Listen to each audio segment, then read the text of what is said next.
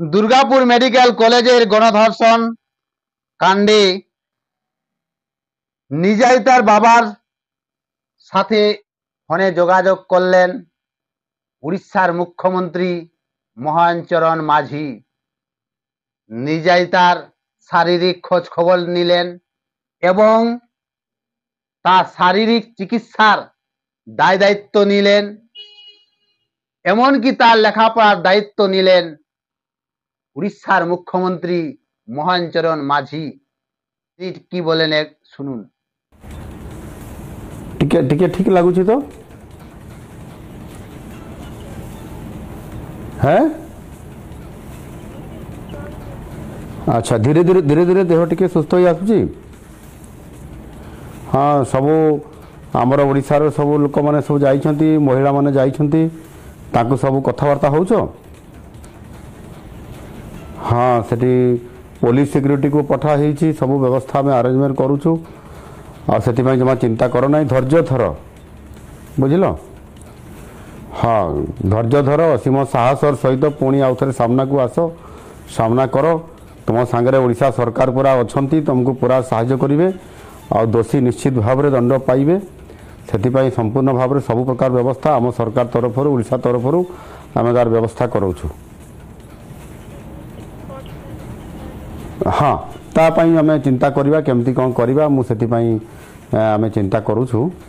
ଆଉ ପାଠ ପଢ଼ିବା ପାଇଁ ପଡ଼ିବ, ତାର ବିକଳ୍ପ ରାସ୍ତା ବି ବାହାର କରିବା ପାଇଁ ପଡ଼ିବ। ସେ ବାବଦରେ କ'ଣ କଲେ ଭଲ ହେବ ସେଇ ବିଷୟରେ ମଧ୍ୟ এটা আমি আলোচনা করুছু, কেমতি কোন করলে তোমাকে সুরক্ষিতর সহিত পাঠ পড়িব। উড়িষ্যার মুখ্যমন্ত্রী সুস্থ হবার জন্য আশ্বাস দেন। তারপরে এই আমাদের পশ্চিমবঙ্গ ছেড়ে চলে যাবে নিজের রাজ্যে। অনেক আশা করে ডাক্তার পড়বে, সাধারণ মানুষের কাছে দাঁড়াবে, সেই আশা নিয়ে এসেছিল, কিন্তু সেই আশা আর হলো না।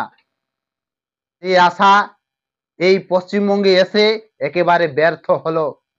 আমরা পশ্চিমবঙ্গে বলি অতিথি ভব, কিন্তু সেই অতিথির সম্মান রাখতে পারিনি, উড়িষ্যার বোনের সম্মান রাখতে পারিনি। উড়িষ্যার বোন আর নির্যাতন হয়ে গেল। শুভেন্দু অধিকারী কি বলছে শুনুন। বিরোধী দলনেতা হিসেবে আমি আজকে সকালে এসেই প্রথম পরিবারের সঙ্গে মিলিত হয়েছি। উনার পিতৃদেব কান্নায় ভেঙে পড়েছেন আমার কাছে, আমাদেরও কান্না আসছে যে বাংলা অতিথি দেব ভব, আমরা উড়িষ্যার একজন মেয়েকে এখানে সুরক্ষিত রাখতে পারলাম না। রাজ্যের বিরোধী দলনেতা শুভেন্দু অধিকারী নিজে তার বাবার কাছে ফোনে কথা বলেন, তার সাথে আছেন, দ্রুত চিকিৎসা হওয়ার আশ্বাস দেন। শুভেন্দু অধিকারীকে তো নিজেই তার সাথে দেখা করতেও দেয়নি মেডিকেল কর্তৃপক্ষ। এই রাজ্যের রাজ্যপাল সিভি আনন্দ বোস তিনি ঠিক নিজেই তার সাথে দেখা করলেন, শারীরিক খোঁজ খবর নিলেন, দ্রুত সুস্থ হওয়ার আশ্বাস দেন। তিনি কি বলেছে শুনুন। This is not the first of its kind. The recent past we got similar experiences, very bad experiences. This is does not augur well for the Bengal society. Bengal society is one which led to the renaissance of this nation. We want a second renaissance here. This should be made, Bengal should be made a place which is safe for the girl child. Now, I cannot say that with confidence that Bengal is safe. We have to own up responsibility and see that justice is given to the victim. এই নিজেই তার সাথে রাজ্যের রাজ্যপাল দেখা করতে গেছে। উড়িষ্যার মুখ্যমন্ত্রী ফোনে কথা বলে সুস্থ হওয়ার আশ্বাস দেন, কিন্তু এই আমাদের রাজ্যের মুখ্যমন্ত্রী নিজেই তাকে দেখতেও যাননি, ফোনও করেনি, নিজেই তাকেও দেখতে যায়নি, তার মা বাবাকেও ফোনও করেনি। এই আমাদের রাজ্যের মুখ্যমন্ত্রী 2021-এ ঢাক ঢোল পিটিয়ে এই বাংলার মানুষ বলেছিল যে বাংলায় বাংলার মেয়েকে চায়, কিন্তু এই বাংলায় বাংলার বোনরা আজ সুরক্ষিত নেই। উড়িষ্যার বোন তো সুরক্ষিত নাই, বাংলার বনও সুরক্ষিত নেই। আবার কি বলবেন যে বাংলায় বাংলার মেয়েকে চাই? নিজেই তাকে কেন দেখতে যাননি দিদি, এর ব্যাপার আছে। দুর্গাপুরে যে ধর্ষণ কাণ্ডে 5 জন অভিযুক্ত আছে, সেই 5 জন অভিযুক্তর মধ্যে 4 জন কিন্তু মুসলমান সম্প্রদায়ের, আর বেশিরভাগ ধর্ষণ কাণ্ডে যুক্ত থাকে এই জেহাদি মুসলমান।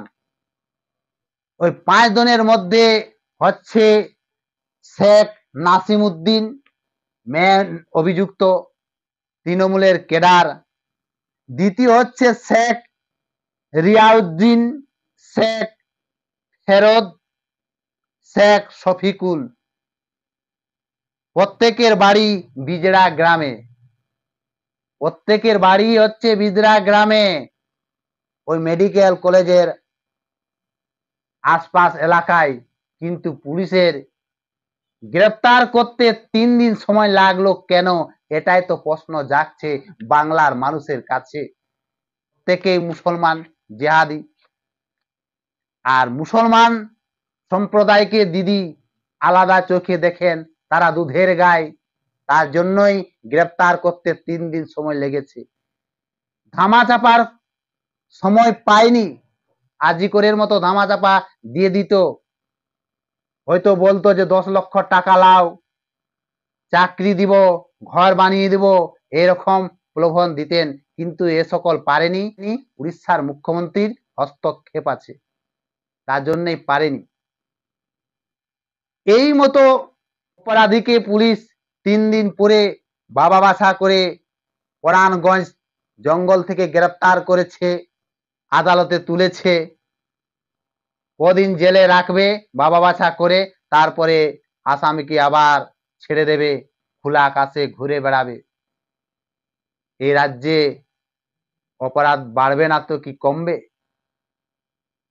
এই ঘটনা যদি উত্তরপ্রদেশে হতো, যোগী আদিত্যনাথ তার রাজত্বে ধর্ষণ কাণ্ডে অভিযুক্তরাকে সেই পরাণগঞ্জ জঙ্গল থেকে চুলের মুঠি ধরে টেনতে টেনতে নিয়ে আসতো লোকাবে। যোগী রাজত্ব যদি হতো তাহলে একেবারে মেরে পঙ্গু করে দিত, পেছে লাল করে দিত। পরাণগঞ্জ জঙ্গল থেকে টেনতে টেনতে নিয়ে আসতো পুলিশ,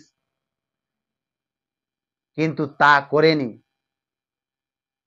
এ বাবা বাছা করে গ্রেপ্তার করেছে। আজ আরজি করে ব্যাপারে কি হলো? কসবা ল কলেজ ব্যাপারে কি হলো?